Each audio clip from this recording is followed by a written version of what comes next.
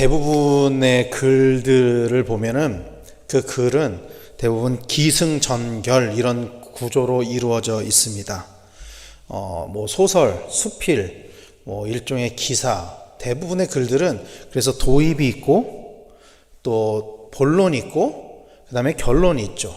편지도 마찬가지입니다. 편지도 보면은 처음에 들어가는 인사말이 보통 있고요. 안부를 전하는 인사말이 있고 또 편지의 본론의 내용을 전하는 것들이 있고 그 다음에 마무리 인사, 이런 구성으로 편지도 형식이 일반적으로 이루어지죠. 오늘 우리가 읽은 본문은 디모데 전서의 결론 그리고 마무리라고 할 수 있는 말씀입니다. 우리가 보는 성경에 의하면은 바울은 디모데에게 2번의 편지를 썼는데 그 2번의 편지 중에 첫 번째 편지의 마무리를 하고 있는 장면이라는 거죠. 바울은 자신의 영적 아들인 디모데에게 이 편지를 마무리하면서 12절에 이렇게 권면을 하고 있습니다. 믿음의 선한 싸움을 싸우라, 영생을 취하라, 이렇게 권면하고 있습니다. 그리고 그렇게 하는 것, 그 선한 싸움을 싸우고 영생을 취하는 것, 이것이 디모데의 부르심의 이유라고 이야기를 하고 있는 것입니다. 그러니까 디모데를 부르신 이유, 디모데를 사역자로 세우신 이유, 디모데를 주의 제자로 부르신 이유가 여기에 있다라고 이야기를 하고 있는 것이죠. 사랑하는 성도 여러분, 하나님께서 우리를 부르셨습니다. 믿으십니까? 하나님께서 우리를 부르셨고 하나님께서 우리를 부르셨던 그 부르심이 있기 때문에 오늘 우리가 이렇게 하나님 앞에 나와서 예배를 할 수 있는 것이죠. 그렇다면 하나님께서 우리를 부르신 이유가 어디에 있느냐는 거죠. 많은 사람들은 그 하나님의 부르심의 이유를 어디에서 찾냐 하면은 내가 무엇을 해야 되나, 내가 어떤 사명을 받아야 되나, 내가 어떤 일을 해서 하나님께 영광을 돌려야 되나, 이쪽에 많이 초점을 맞추지만 하나님께서 우리를 부르신 가장 근본적인 이유는 구원하시기 위함입니다. 구원하시기 위함이에요. 하나님께서 저와 여러분들을 부르신 공통적인 가장 중요한 이유는 결국에는 우리를 구원하기 위함입니다. 그리고 그 구원을 향한 우리의 여정을 우리는 신앙생활이라고 이야기를 하는 것이죠. 오늘 본문에서 바울은 이 신앙생활을 뭐라고 표현하고 있냐면은 믿음의 선한 싸움이라고 표현을 하고 있는 것입니다. 오늘 본문 11절에 보면은 이 신앙생활을 함에 있어서 지켜야 할 가치에 관해서 의, 경건, 믿음, 사랑, 인내, 온유, 이런 것들을 이야기를 하고 있거든요. 그리고 이 가치를 지켜나가기 위한 신앙생활의 방법에 관해서 싸우라, 이렇게 이야기를 하고 있는 거예요. 오늘 본문을 보면은 여기서 싸우라 라고 쓰여진 헬라어 단어는 아고니조마이라는 단어인데, 이 싸우라는 어떤 의미를 가지고 있냐면은 올림픽과 같은 그 시합, 운동 경기에서 시합하다, 또 시합을 하기 위해 애쓰다, 이런 뜻을 가지고 있는 거예요. 그러니까 이 신앙생활에는, 바울은 이 신앙생활의 전제를 어떻게 두고 있냐면은 치열하다, 노력해야 된다, 이런 것들을 전제하고 있는 것입니다. 여러분, 신앙이라는 것은요, 본질적으로 신앙이라는 것은 악에서 멀어지고 악으로부터 피해서 선을 향해서 나아가는 것, 이것이 신앙입니다. 그런데 문제는 우리의 신앙생활이 그렇다면은 항상 악에서 벗어나서 선을 향하여 달려나가고 있느냐 하는 것이죠. 우리는 신앙생활을 한다라고 이야기를 하고 있잖아요. 그렇다면 우리의 신앙생활은 항상 옳은 방향으로만 가고 있느냐, 우리의 삶은 예수 그리스도를 믿는 우리의 삶은 항상 옳은 방향으로만 가고 있느냐 하는 것이죠. 그렇지 않죠. 때로는 우리의 연약함 때문에 그것이 옳지 않은 방향임을 때로는 알면서 가기도 하고 때로는 모르고 가기도 하고, 우리의 연약함 때문에 그런 일들이 사실 현실 세계에서는 너무나도 많이 있죠. 신앙생활을 하지만 그러나 그런 우리의 연약함에도 불구하고 우리는 이 선한 싸움에서 이기기 위해서 치열하게 노력해야만 합니다. 치열하게 싸워 나가야만 합니다. 여러분. 왜냐하면 영생은 취하는 것이기 때문입니다. 꼭 붙잡고 놓지 말아야 하는 것이기 때문입니다. 그냥 가만히 앉아 있는다고 영생이 그저 주어지는 것이 아니기 때문이죠. 예수님께서도 영생을 이렇게 비유하셨어요. 마태복음 11장 12절에 보면은 세례 요한의 때부터 지금까지 천국은 침노를 당하나니 침노하는 자는 빼앗느니라. 물론 우리는 이렇게 신앙생활을 하면서 배워왔죠. 영생은 하나님의 선물이다. 하나님께서 우리에게 거저 주시는 것이다. 이렇게 배워왔죠. 맞습니다. 영생은 하나님의 선물입니다. 그러나 우리가 그것을 우리에게 주어진 그 영생을 유지하고 그것을 완성시켜 가기 위해서는 우리는 능동적인 신앙생활을 해야 한다라는 거예요. 가만히 앉아서 받아먹기만 하는 신앙생활을 하는 것이 아니라 우리가 그것을 더 취하기 위해서 그것을 붙잡고 놓치지 않기 위해서 능동적으로 더 열심히 신앙생활을 해야 한다라는 것입니다. 마태복음 13장 44절에서도 천국을 이렇게 비유하셨죠. 천국은 마치 밭에 감추인 보화 같으니 라고 하면서 그 보화를 얻기 위해서 이를 발견한 후 숨겨두고 기뻐하며 돌아가서 자기의 소유를 다 팔아서 그 밭을 사느니라. 천국을 발견하고 그냥 가만히 두는 것이 아니라 그것을 내가 취하기 위해서 적극적으로 그것을 숨겨두고 내 것을 재산을 팔아서 그 밭을 취한다라고 이야기를 하고 있습니다. 사랑하는 성도 여러분, 우리는 그러므로 치열하게 싸워서 하나님 나라를 쟁취해야만 합니다. 그리고 그 치열한 싸움의 기준을 오늘 보면 14절에서는 이렇게 이야기를 하고 있는 거예요. 우리 주 예수 그리스도께서 나타나실 때까지 흠도 없고 책망받을 것도 없이 이 명령을 지키라. 흠도 없고 책망받을 것이 없을 정도로 이 명령을 지키라, 이렇게 이야기를 하고 있는 것입니다. 합리화라는 단어가 있습니다. 우리가 잘 쓰는 단어 중에 하나인데요. 이 합리화가 가지고 있는 뜻은, 이 사전적인 의미는 이론이나 이치에 합당하게 함이라는 뜻입니다. 그런데 이 합리화가 이 의미가 아니라 다른 의미로 쓰여질 때도 있어요. 그래서 합리화를 사전에서 찾아보면은 뜻이 한 두세 가지가 나오는데 그 중에 하나는 이렇게 이야기를 합니다. 어떤 일을 한 뒤에 죄책감이나 그 자책감이나 죄책감에서 벗어나기 위해 그것을 정당화함 또는 그런 방어기제, 이런 뜻도 가지고 있어요. 자기 합리화, 이런 말 우리가 쓰잖아요. 우리는 신앙생활을 하면서 말씀에 순종하기 위해서 사실 굉장히 노력하면서 살아가죠.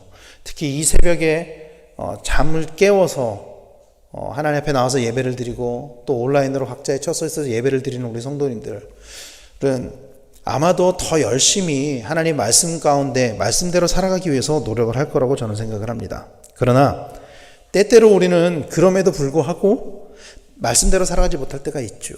그럴 때 우리 스스로를 합리화하면서 살아가고 있는 것은 아닌지 우리를 돌아봐야 합니다. 말씀대로 살아가는 것이 아니라 말씀대로 살아가기 위해서 노력하지만 때때로 말씀대로 살아가지 못할 때 말씀대로 살지 못하는 그 이유를 우리가 찾고 또 스스로를 합리화하고 있는 것은 아닌지 돌아보아야 한다라는 것이죠. 말씀에서는 이렇게 이야기하지만 나는 그거는 좀 어려울 것 같아. 내 상황에서는, 내 성격으로는 이거는 안 될 것 같아. 이러지는 않느냐는 거예요.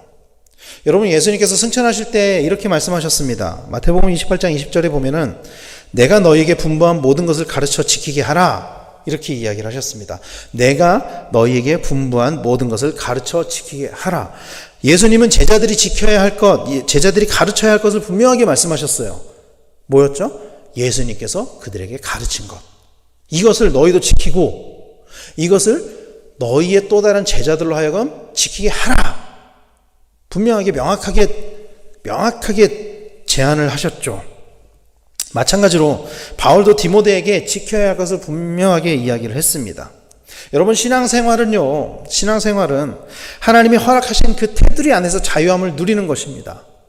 신앙생활은 내 멋대로 살아가는 것이 아니에요. 말씀 가운데 그 말씀의 바운더리 안에서 자유함을 누리는 것입니다. 그 테두리를 벗어나고 스스로 합리화하는 것은 신앙생활이 아니에요, 여러분. 그렇게 하는 것은 옳은 신앙생활이라고 할 수가 없습니다. 하나님께서 우리에게 주신 말씀에 순종하며 따르는 삶이 올바른 신앙생활이라는 것을 믿으시기를 바랍니다.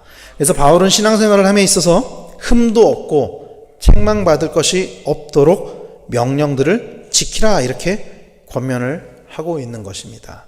그리고 그렇게 지켜야 하는 이유에 관해서 이렇게 이야기를 하는 거예요. 우리 주 예수 그리스도께서 나타나실 때까지 라고 이야기를 하고 있는 것입니다.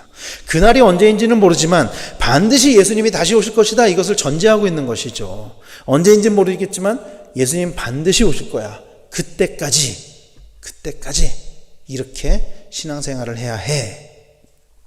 오늘 예수님이 오셔도 내가 구원을 얻는데, 영생을 취하는데 문제가 되지 않을 만큼 열심히 흠이 없게 하나님의 말씀에 순종하라, 이렇게 권면하고 있는 것입니다. 오늘 우리 대부분의 성도들은 예수님의 재림을 생각하지 않고 신앙생활을 하고 있습니다, 사실. 그러나 성경은 반드시 예수님이 다시 오실 것이라고 약속하고 있습니다. 그리고 그 약속은요, 모든 믿는 사람들에게만 주어지는 것이 아니라 믿지 않는 사람들에게도 동일하게 이루어지는 것입니다. 모든 사람에게 동일하게 예수님의 재림의 때가 있다라는 거예요. 오늘 보면 15절 16절은 그래서 이렇게 이야기를 하죠. 기약이 이르면 하나님이 그의 나타나심을 보이시리니 하나님은 복되시고 유일하신 주권자이시며 만왕의 왕이시며 만주의 주시오 오직 그에게만 죽지 아니함이 있고 가까이 가지 못할 빛에 거하시고 어떤 사람도 보지 못하였고 또 볼 수 없는 이시니 그에게 존귀와 영원한 권능을 돌릴지어다. 아멘.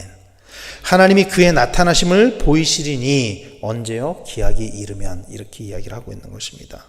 하나님은 근본적으로 보이지 않는 분이시죠. 우리의 눈에는 보이지 않는 분이시죠. 그러나 그 날에 하나님은 반드시 예수님의 나타나심을 우리에게 보이실 줄로 믿으시기를 바랍니다.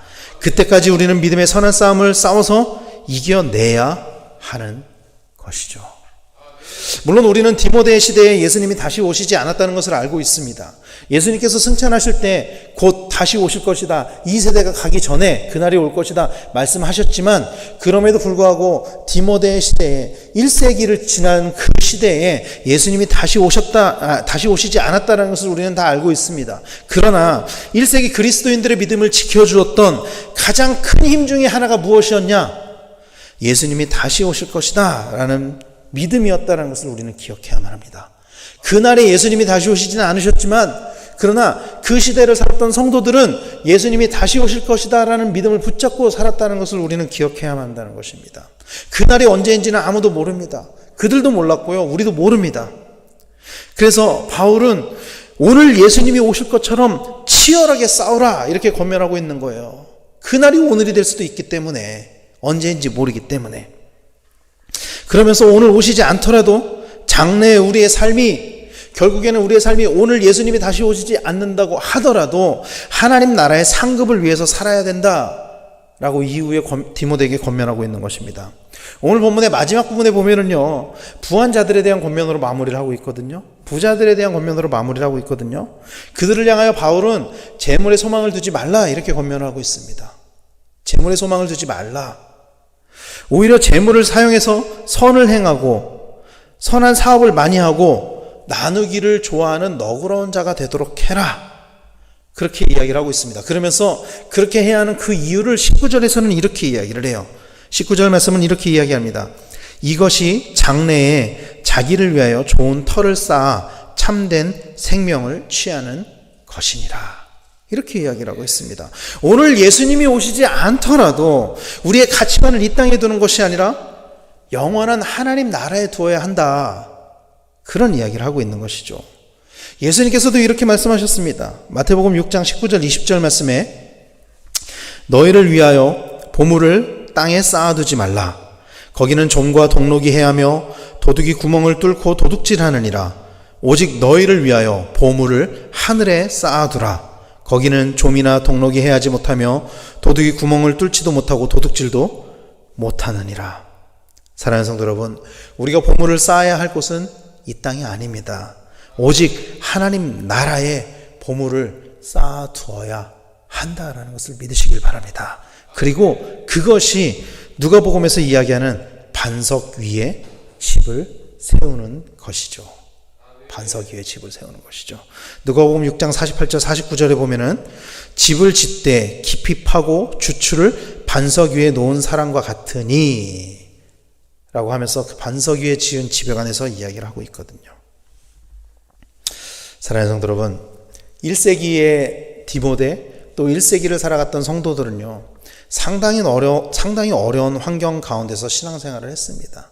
특히 이 바울이 디모데를 향해서 쓴 편지를 받았을 때 아마도 디모데는 에베소에서 사역을 하고 있었던 것으로 추정이 되는데, 그 에베소는요, 로마의 그 수많은 도시 중에서도 가장 유혹이 많은 도시 중에 하나였습니다. 그리고 이방신을 섬기는 그런 사상들이 가장 강한 도시 중에 하나였어요. 그런 신앙의 환경 가운데서 디모데가 또 그 에베소 성도들이 붙잡을 수 있었던 것은 오직 하나님 나라밖에 없었습니다. 다시 오실 예수님이 우리를 향해서 예비하신 그 하나님 나라밖에 없었습니다. 이 땅의 것이 지금 우리의 눈에 크게 보일지 모르겠지만 우리의 시선을 하늘에 두시기를 바랍니다. 그래서 이 땅에 상급을 쌓는 것이 아니라 영원한 하나님 나라의 상급을 쌓는 우리 성도님들이 되시기를 간절히 소망합니다.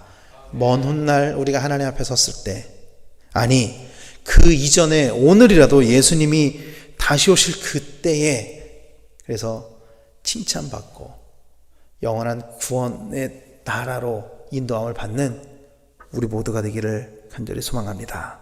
하나님이 예비하신 그곳에 오늘 우리의 신앙생활을 통한 그 모든 상급이 쌓여지게 되는 우리 모두가 되시기를 예수 그리스도로 간절히 축원합니다. 기도하겠습니다.